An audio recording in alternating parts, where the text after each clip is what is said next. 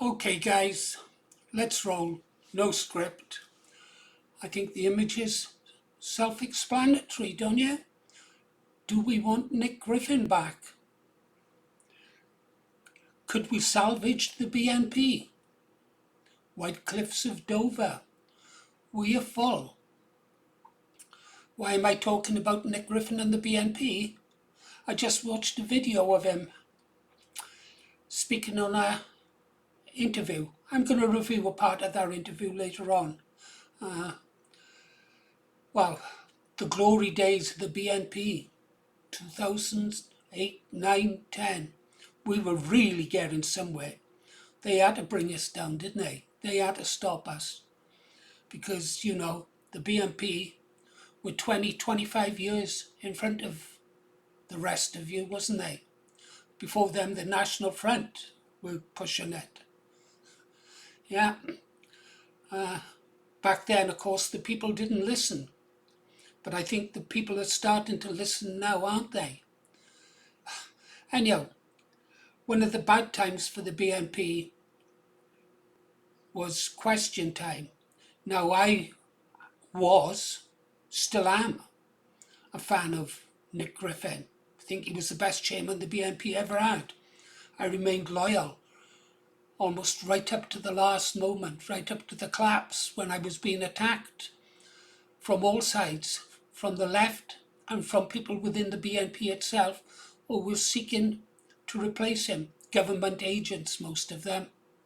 Yeah, or people who had believed the lies fed to them by government agents employed within the party. Boy, I had it rough. I had it really rough, and so did my family.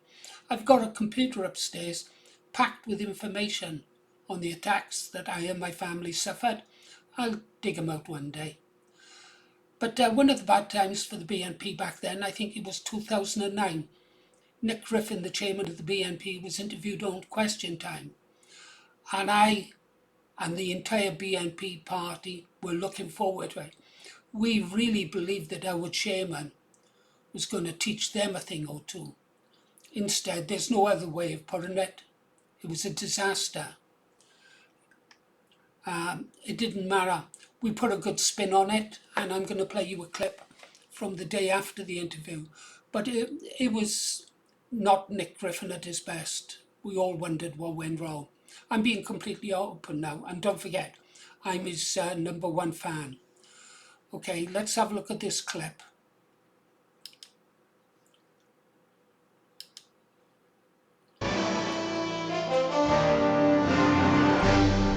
Good evening. BNP leader Nick Griffin made the most of the limelight today after his primetime exposure on the BBC's Question Time. He also had a few questions of his own. He plans to make a formal complaint because he says the show's format was changed and he faced a lynch mob audience.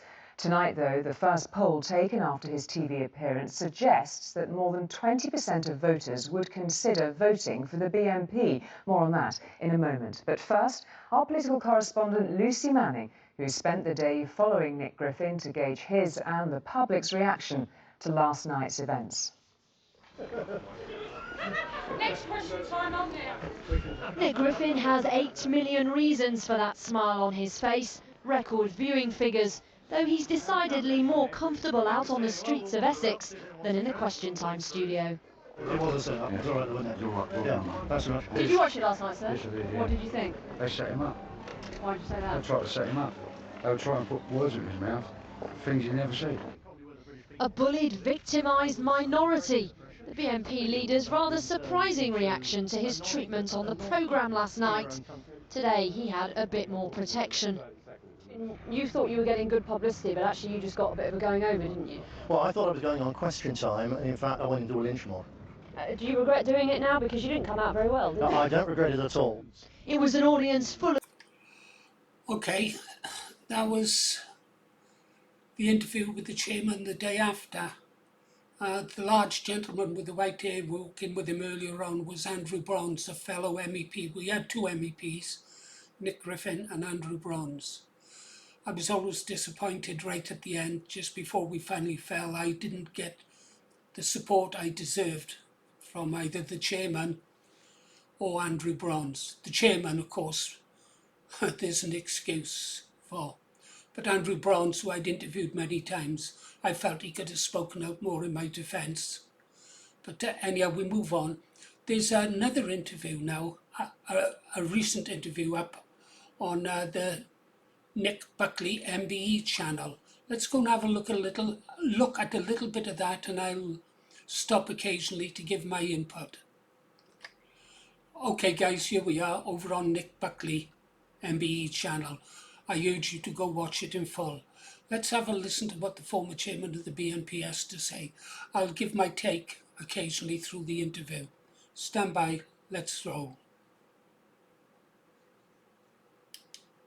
Snobbery about the working class being so stupid. We know things have changed this last couple of years because I had no hesitation of inviting you on the channel.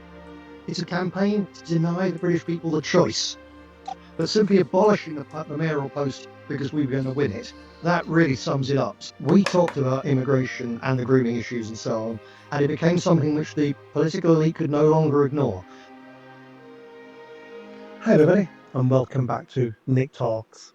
This episode's amazing guest, first time on the channel, is a gentleman you may have heard of if you're my age or maybe a bit younger, and that's Nick Griffin, former leader of the BNP, the British National Party. How you doing, Nick? Thanks, Nick. I'm Let's fine, get on thanks. with that. Obviously, mass immigration and grooming. It's actually far more than that as well. The British National Party would be the first people, as soon as the Climate Change Act was passed by every single member of Parliament, bar two rebel Tories. We were saying, look, this is going to cost the British people at present £18 billion a year, and it's going to de-industrialise our economy. It's going to destroy our energy base in particular. This is an absolute disaster. And we were talking about that 20 years ago, saying this is crazy, this is insane. And if we've got a pollution problem, we need nuclear power. We came up with a policy of, we looked at nuclear power, obviously the problems with the old stuff. And we were looking at saying, look, there's this new technology of molten salt reactors. Britain's still one of the world leaders in these. This would solve all the problems and give us a huge export industry. Nothing was done about it, obviously. Now, America, China, Russia, they're building molten salt reactors. They're going to clean up around the world, other than Britain and Europe, which is going to be left economically destitute because we've got no cheap energy. And there's that one. We were talking about deindustrialization and the need to protect British industry and rebuild that. And saying, the world's getting a dangerous place. There's not even any point having an army, to be honest. Unless you've got the industrial base, unless you can make steel, etc., so that you can fight a war. No point at all. We were talking about at the time, Britain was dragged into the Afghan war, an absolute disaster. We were saying, well, it was still. I was writing articles about this at the time. Prior to this, I was saying about by closing down our pits, they were taking away our cheap energy. By not building nuclear power stations, that was another mistake. And I also said that when you take away our steelworks, you take away our ability to produce steel for heavy weapons. Yeah, we tried talking about it way back then, but nobody listened, did they? Anyhow, let's get back to the chairman. That the Afghan war was insanity. We were the ones. And then more generally, we were saying, look, again, there's this tendency of the American elite, the Zionist elite, and our own crazy people, especially members of parliament, bought and paid for by the military-industrial complex. They're dragging us into these wars that have nothing to do with us. We've got to take a stand on that. Again, everyone now knows that we're right on that. So we were ahead of the game on all sorts of things. So now coming back to your point about the Labour Party in Greater Manchester, it was actually all over. There was a systematic campaign to stop us, but it's more than that. It's a campaign to deny the British people the choice. That's what's going on, and it's far more than looking for posters and stickers. Actually, we gave up putting up stickers. 10 years before you were looking at it, because the law was used to such a devastating extent. If someone put up a BNP sticker, we were hit with £1,000 fine. But a sticker, because it didn't apply to anybody else. the Socialist Workers' Party, etc., anyone else campaigning, put up stickers wherever they want. But to us, it was different. But I'll give you a shocking example, I think, of the way in which the Labour Party rigged things on a mega scale. They had got an elected mayor in Manchester. One of the first elected mayors in Britain was in Stoke. And the Labour Party created a very powerful position of elected mayor in Stoke at a time when the BNP was really not around at all. And then 5 years later, when an election came up, we stood and we did extraordinarily well. The long and short of it was when they realised that they were going to lose the next mayoral election to us, they simply abolished the post. It's that's an example. We had in all sorts of places. We had things like redrawing the boundaries of council wards and so on. So we had all the usual stuff, but simply abolishing the mayoral post because we were going to win it. That really sums it up. So what you saw was absolutely, I would say, typical, and it's particularly because it's a thoroughgoing abuse that this is the governing party, the Labour Party, using council resources to oppose its political opponents to keep control. One more thing before I hand back to you on this. I used to think it was all about ideology. They didn't like us because our politics weren't their politics. Okay, so they regard us as extremists, we're nationalists, they're internationalists, etc., etc. The more I looked at it, the more I realised that's not really the case. What local councils are, especially in Labour Party areas, it's a private business for the key councillors because they're on a damn good screw the minute they get elected. But then once they're the governing party, they then got thousands extra per year for this committee they're on, for that committee they're on. And if you're on the planning committee, the money you're getting legally taken out of the taxpayer's pocket is very, very small compared to what you're getting in backhanders from the developers and so on. So when we started contesting on winning seats off the Labour Party that they regarded as theirs by right for 80, 90 years, we weren't just interfering with them politically, we were stepping on their financial toes. We were hurting their business. We were taking away the possibility that they got a very curvy secretary in the office and all the rest of it. It's a business thing. It's a sort of Labour Party mafia. And we were threatening to take it off them and open it up and give the public a choice. And that's what they had to stop. Interesting information so far, guys. Are you still with me? I hope so. Yeah. Listen, guys. If you want more information like this, you need to subscribe and you need to like the videos. The more likes I get, the more people I can reach. And I suspect that pretty soon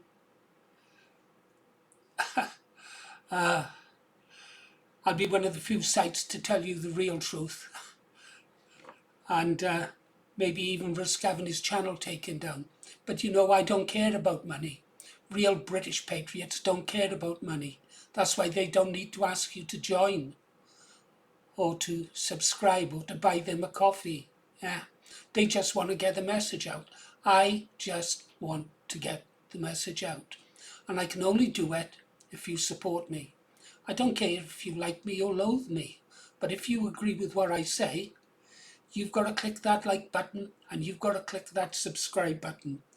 Now let's move on to the next bit of the interview with Nick Buckley, doing a great job. Hats off to him. He earned that MBE. Most of them don't. And Nick Griffin, former chairman of the BNP. Stand by. I think you're going to like this next bit, guys. Pay attention. I think this is where Nick talks about the long march through the institutions. Stand by. Can't be smoke without fire. There must be bad ones if the BBC, ITV, Sky News, all the politicians, the church. It was that. Yes, yeah, sure. Yeah. So, why was it like that on a national level?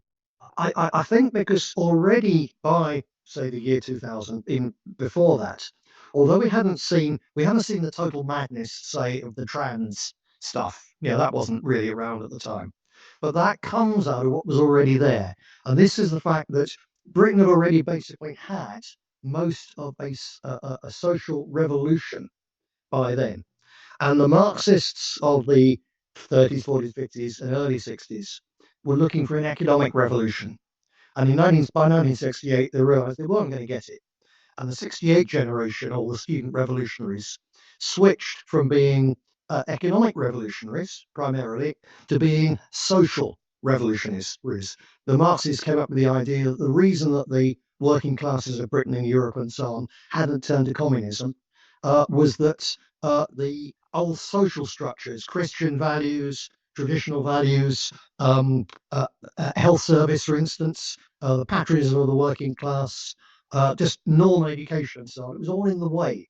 It was giving the workers false consciousness. So you had to destroy these things before you could have a revolution. And they set about infiltrating, you mentioned churches. So they infiltrated the mass media, they infiltrated the churches, and they infiltrated the teacher training colleges, the place where where you teach the people who will teach the kids of the future. And they started that in 68, and by the year 2000, the graduates of 68, the early 70s, were in positions of power, really moving towards the top through all the institutions, this long march through the institutions, including the church, the BBC, etc., etc. And they set in motion the large part of their revolution. We haven't seen the appalling excesses we've got today, but it was already heading that way. And mass immigration was part of that. It was about breaking the unity of the British people. It was about breaking working class communities and so on. And they had this revolution was underway. There was nothing stopping it. No one standing against it because the Conservatives weren't. Because they're too scared and cowardly and pathetic, and most of them bought into the same nonsense in any case. And we were there standing as a very small voice, but I think it's the fear that tyrants always have of when they're operating a monstrous scam, they're walking around naked in front of the public and saying that the public have to say how beautiful their robes are. The small boy who stands up and says, the emperor has no clothes, he's a real man.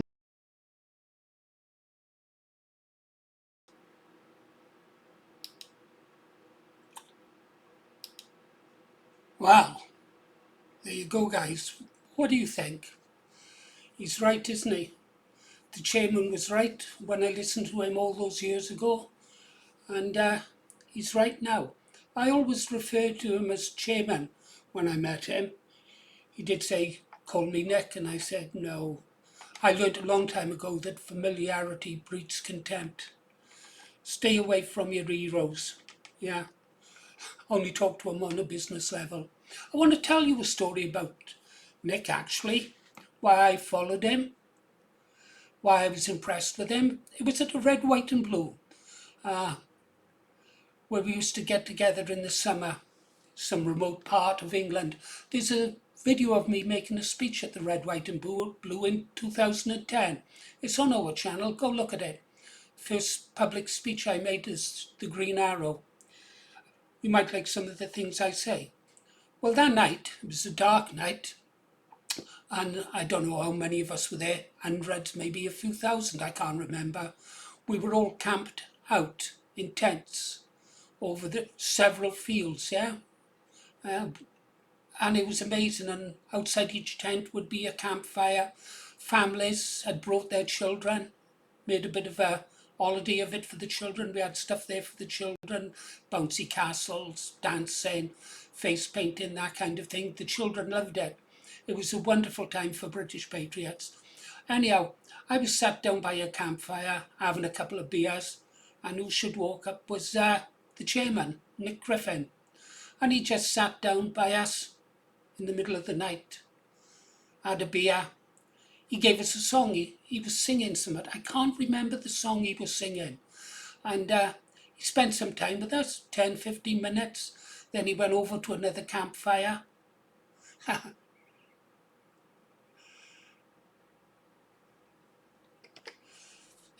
It reminded me of a scene of an army. I don't know, maybe in Henry V's day, with the campfires, and Henry V walking among his troops, bolstering them up. Yeah, that's what it reminded me of. He didn't have to come down to that bloody field and walk around and spend time with us. No. The chairman inspired a lot of loyalty. There was a time I would have been prepared to have died for him. I literally was prepared to have died for him if I had to. Anyhow, that had me wondering, do we need Nick Griffin back? Because he could inspire people, yeah? Were he to return, would I go and pick up his flag once more? I don't know. What happened when Napoleon returned from Elba? Did the French troops fire upon him as they were ordered to? Or did they greet him with open arms? I don't know. Tell me what you think in the comments. And do go watch Nick Buckley MBE on his channel for the full interview with Nick Griffin. And if you want to see what happened that dreadful night on Question Time when they ambushed him, just search Nick Griffin Question Time. I told you, first words the chairman ever said to me was, "Who are you?" I'm still here, Nick. Give me a call sometime.